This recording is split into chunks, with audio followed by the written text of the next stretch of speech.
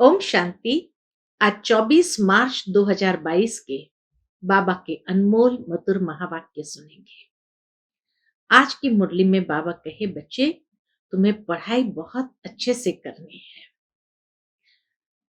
जितना अच्छे से पढ़ाई पढ़ेंगे तो धारणा भी अच्छी होगी और अवस्था भी अच्छी हो जाएगी। विशेष बाबा ने आज अटेंशन खिंचवाया है। बच्चे सवेरे सवेरे उठकर विचार सागर मंथन करने की आदत डालनी है।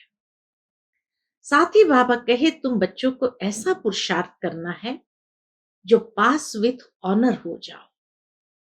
कभी भी मन में ये ख्याल नहीं आना चाहिए ड्रामा में जो होगा सो मिल जाएगा। नहीं, बाबा कहे तुम्हें अपनी अवस्था इतनी ऊंची बनानी है जो बाप दादा के दिल तख्त नशीन बनो। बाकी बाबा कहे विशेष अपनी स्थिति के ऊपर ध्यान देना है। सुनते हैं बाबा के मधुर महावाक्य। ओम शांति। मीठे बच्चे, एकांत में बैठ पढ़ाई करो तो धारणा बहुत अच्छी होगी। सवेरे सवेरे उठकर विचार सागर मंथन करने की आदत डालो। आज की मुरली से प्रश्न है, फुल पास होना है तो कौन से ख्याल आने चाहिए, कौन से नहीं आने चाहिए? उत्तर है, फुल पास होने के लिए सदा यही ख्याल रहे कि हमें रात दिन खूब मेहनत करके पढ़ना है। अपनी अवस्था ऐसी ऊंची बनानी है जो बाप दादा के दिल तख्त पर बैठ सके। नींद को जीतने वाला बनना है, खुशी में रहना है। बाकी यह ख्याल कभी नहीं आना चाहिए कि ड्रामा में व नसीब में जो होगा वह मिल जाएगा। यह ख्याल अलबेला बना देता है। तो विशेष अपनी स्थिति पर ध्यान देना है कि एक तो हमें खुशी में सदा रहना है और सदा पुरुषार्थ में मेहनत करनी है। आज की मुरली से पहले गीत बजा है, तुम्हें पाके हमने जहां पा लिया, जमीन तो क्या आसमान पा लिया। ओम शांति। बच्चों ने गीत का अर्थ समझा। बेहद के बाप से अभी हमको बेहद का वर्षा मिल रहा है। बच्चे बाप से फिर विश्व के स्वराज्य का वर्षा पा रहे हैं। जिस विश्व की बादशाही को तुमसे कोई छीन न सके, तुम सारे विश्व के मालिक बनते हो। वहां कोई हदें नहीं रहेगी। बाबा कहे, नई दुनिया में कोई हदें नहीं रहेगी। एक बाप से ही तुम एक ही राजधानी लेते हो। एक बाप से तुम एक ही राजधानी लेते हो, जो एक ही महाराजा महारानी राज्य चलाते हैं।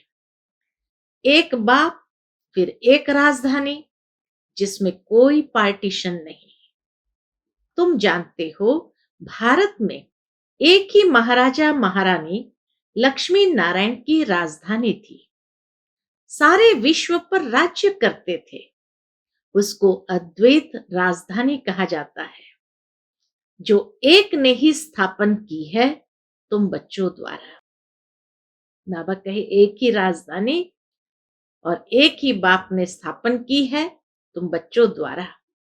फिर तुम बच्चे ही विश्व की राजाई भोगेंगे। तुम जानते हो, हर 5000 वर्ष के बाद हम ये राजाई लेते हैं। फिर आधा कल्प पूरा होने से हम यह राजाई गंवाते हैं। फिर बाबा आकर राजाई प्राप्त कराते हैं। यह है हार और जीत का खेल। राजाई पाई, फिर राजाई गंवाई, फिर वापस राजाई बाबा प्राप्त कराते हैं। तो बाबा कहे, यह है हार और जीत का खेल। माया से हारे हार है, फिर श्रीमत से तुम रावण पर जीत पाते हो। तुम्हारे में भी कोई बिल्कुल अनन्य निश्चय बुद्धि है जिनको सदैव खुशी रहती है इस बात की कि हम विश्व के मालिक बनते हैं। भल कितने भी क्रिश्चियन पावरफुल है, परंतु विश्व के मालिक बने, ये हो नहीं सकता। कायदा नहीं है ड्रामा का कि क्रिश्चियन कोई सारे विश्व का मालिक बने। टुकड़े टुकड़े पर राज्य है। पहले पहले एक भारत ही सारे विश्व का मालिक था। देवी देवताओं के सिवाय दूसरा कोई धर्म नहीं था। ऐसा विश्व का मालिक जरूर विश्व का रचयिता ही बनाएगा। देखो बाबा कैसे बैठ समझाते हैं, तुम भी समझा सकते हो। भारतवासी विश्व के मालिक थे जरूर, विश्व के रचयिता से ही वर्षा मिला होगा। फिर जब राजाए गंवाते हैं, दुखी होते हैं, तो बाप को याद करते हैं। जैसे हार गए, राजाए गंवाई, दुखी हुए, तो बाप को याद करते हैं। भक्ति मार्ग है ही भगवान को याद करने का मार्ग। कितने प्रकार से भक्ति, दान, पुण्य, जप, तप आदि करते हैं। इस पढ़ाई से जो तुमको राजाई मिलती है, वह पूरी होने से फिर तुम भगत बन जाते हो। जैसे ही राजाई खत्म होगी, फिर भगत बन जाते हो। लक्ष्मी नारायण को भगवान भगवती कहते हैं। क्यों? क्यों लक्ष्मी नारायण को भगवान भगवती कहते हैं? बाबा कहे क्योंकि भगवान से राजाई ली है ना, इसलिए उनको भी भगवान भगवती का टाइटल मिल जाता है। परंतु बाप कहते हैं उनको भी तुम भगवान भगवती नहीं कह सकते हो। वास्तव में उनको ये टाइटल नहीं दे सकते हो। इनको ये राजधानी जरूर स्वर्ग के रचयिता ने दी होगी, परंतु कैसे दी यह कोई नहीं जानते। हाँ, कैसे मिली बाबा कहे ये कोई नहीं जानते हैं। तुम सब बाप के अथवा भगवान के बच्चे हो। अब बाप सबको तो राजाई नहीं देंगे, यह भी ड्रामा बना हुआ है। किसको देंगे बाबा राजाई?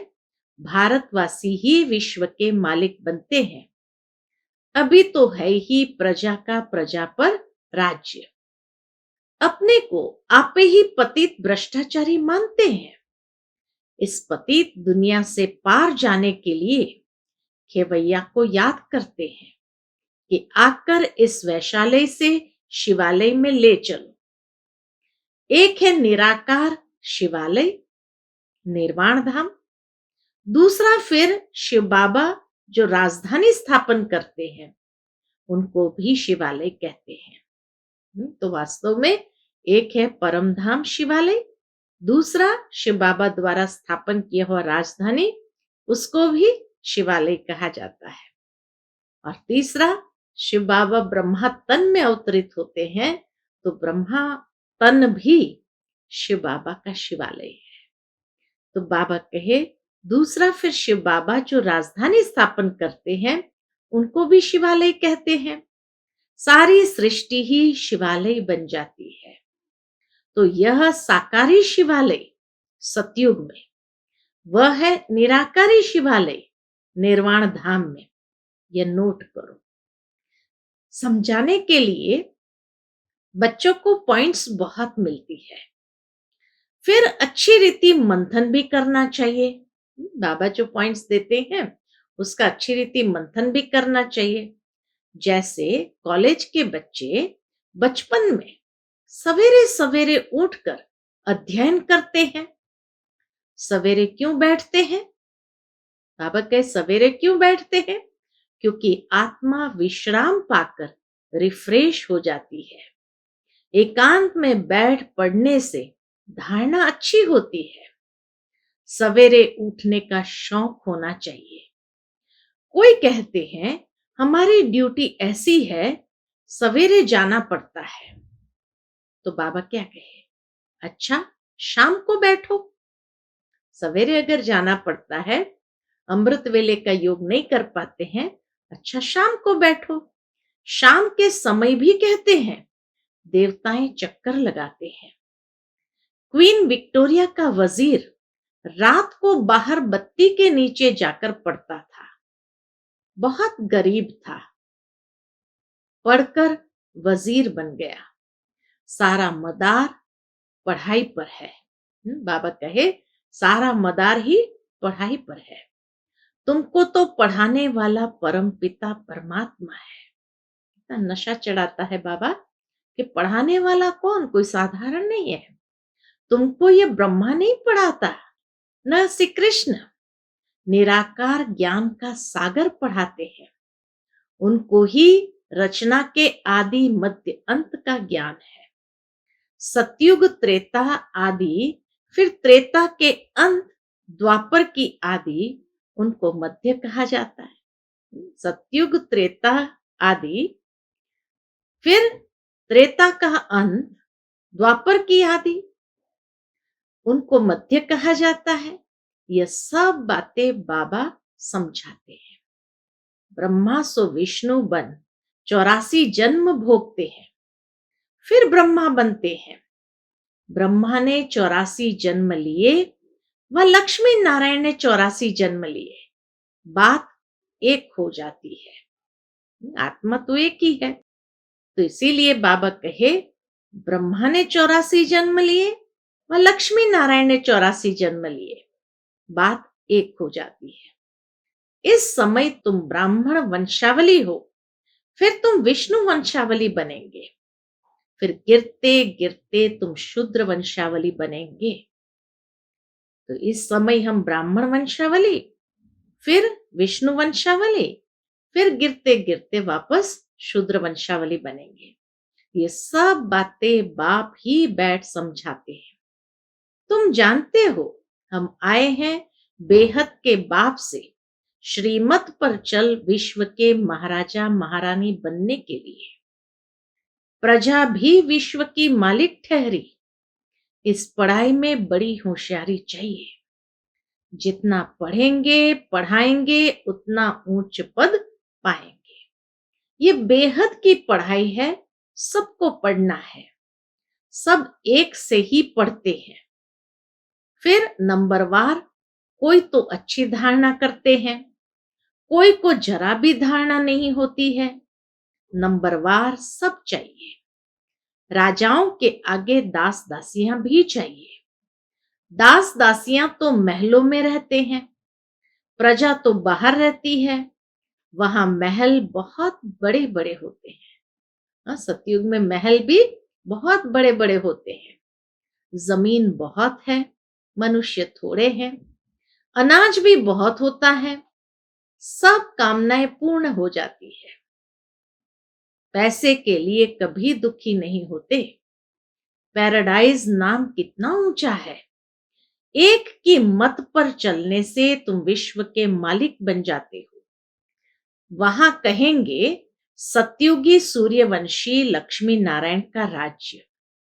फिर बच्चे गद्दी पर बैठेंगे, उनकी माला बनती है। 8 पास विथ ऑनर्स होते हैं। 8 आत्माएं पास विथ ऑनर्स होते हैं। 9 रत्नों की अंगूठी भी पहनते हैं। बीच में बाबा, बाकी है 8 रत्न। 9 रत्नों की अंगूठी बहुत पहनते हैं।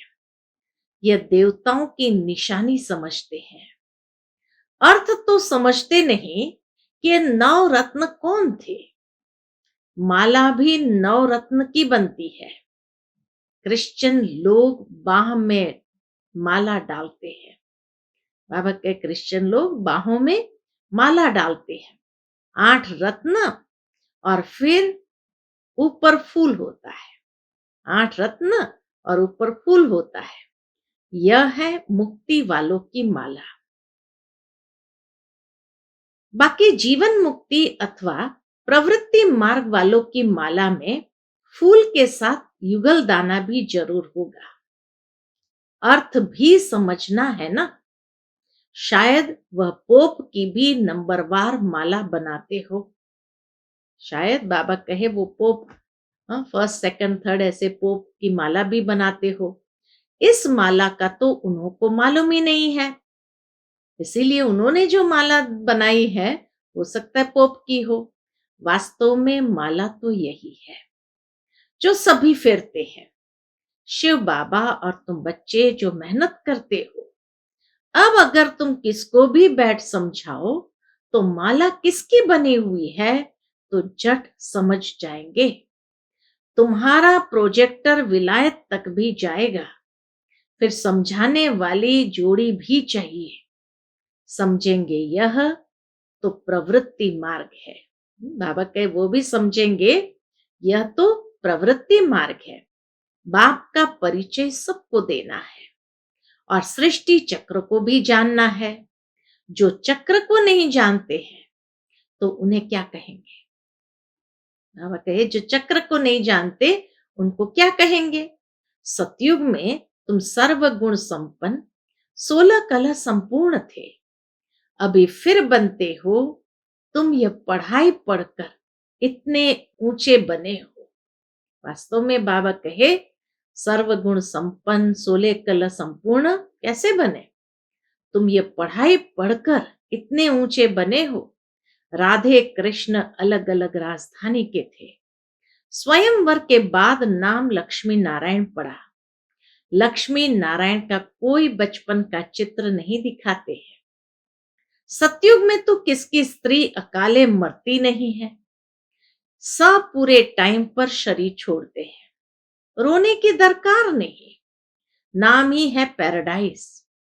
इस समय यह अमेरिका, रशिया आदि जो भी है, सब में है माया का भपका। यह एरोप्लेन, मोटरें आदि सब बाबा के होते ही निकले हैं। 100 वर्ष में ये सब हुए हैं। यह है बाबा, इसको क्या कहते हैं? 100 वर्ष में जो इतना डेवलपमेंट हुआ उसको बाबा कहते हैं यह है मृग तृष्णा मिसल राज्य। इनको माया का पंप कहा जाता है। साइंस का पिछाड़ी का भपका है, अल्पकाल के लिए, वो भी थोड़े समय के लिए। यह सब खत्म हो जाएंगे, फिर स्वर्ग में काम आएंगे। माया के पंप से खुशी भी मनाएंगे तो विनाश भी होगा। अब तुम श्रीमत से राजाई ले रहे हो, वह राजाई हमसे कोई भी छीन नहीं सकता। वहां कोई उपद्रव नहीं होगा क्योंकि वहां माया ही नहीं है। तो बाबा कहे वहां कोई उपद्रव नहीं होगा क्योंकि माया ही नहीं। बाप समझाते हैं बच्चे अच्छी तरह पढ़ो, परंतु साथ साथ पढ़ाई के साथ साथ क्या करो? तो बाबा कहे परंतु साथ साथ बाबा यह भी जानते हैं कि कल्प पहले मुआफिक ही सबको पढ़ना है।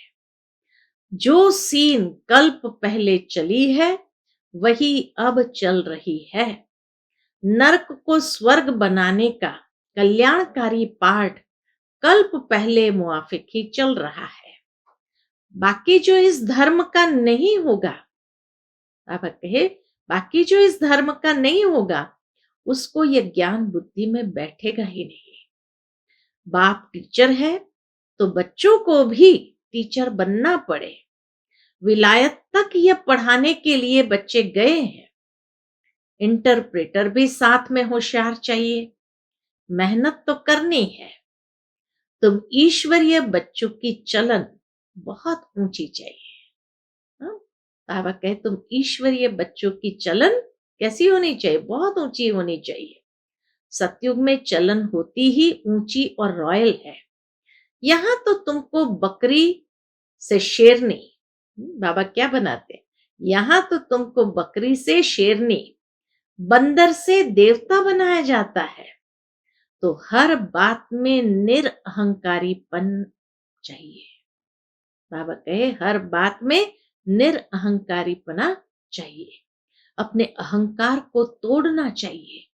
याद रहना चाहिए। क्या याद रखना चाहिए?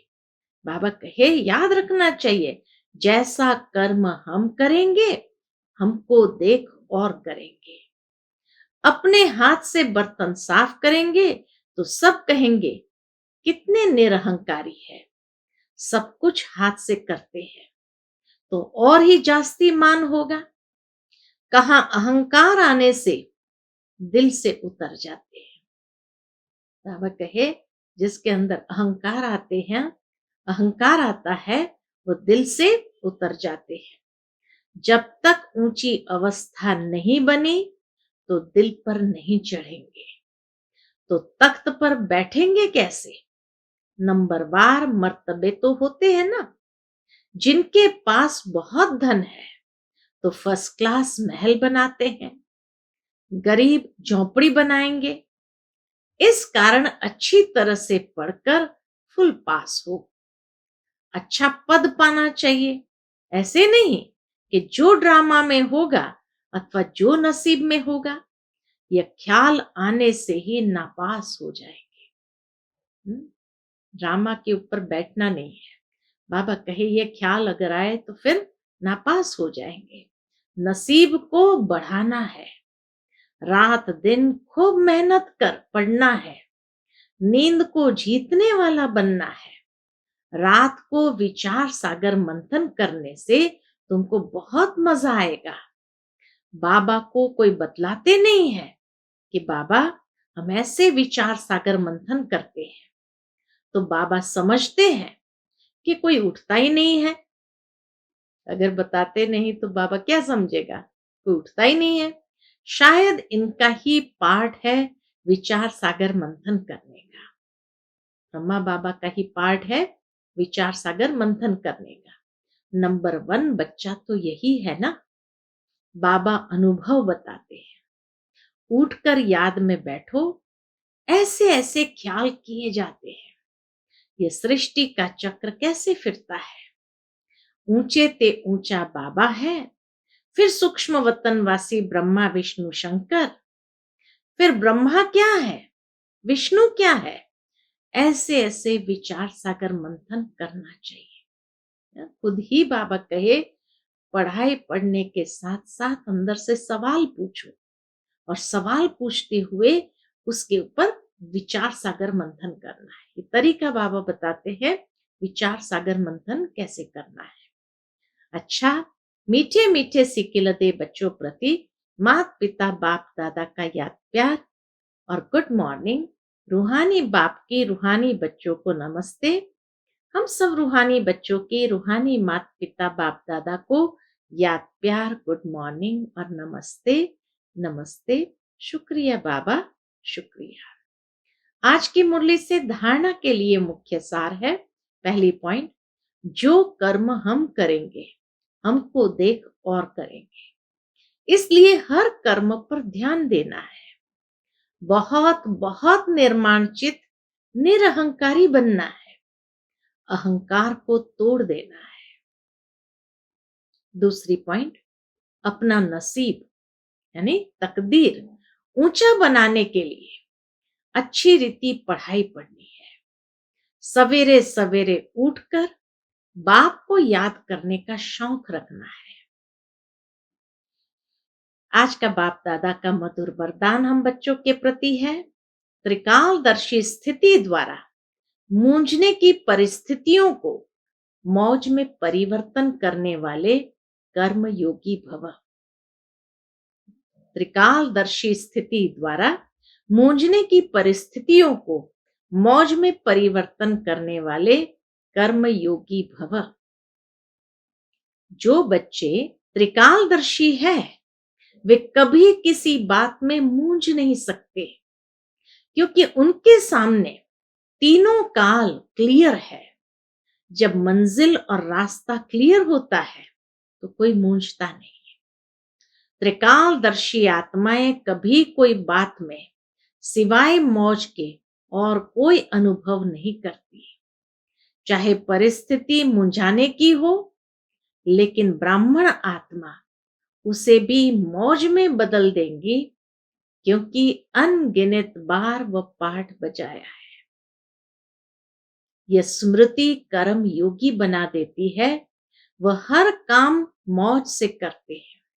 बहुत सुंदर बात बाबा ने कही कि नेगेटिव बात को भी पॉजिटिव में परिवर्तन करके मौजों का अनुभव करना है।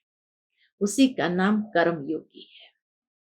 आज का स्लोगन है, सर्व का सम्मान प्राप्त करना है तो हर एक को सम्मान दो। सर्व का सम्मान प्राप्त करना है तो हर एक को सम्मान दो। अच्छा, ओम शांति।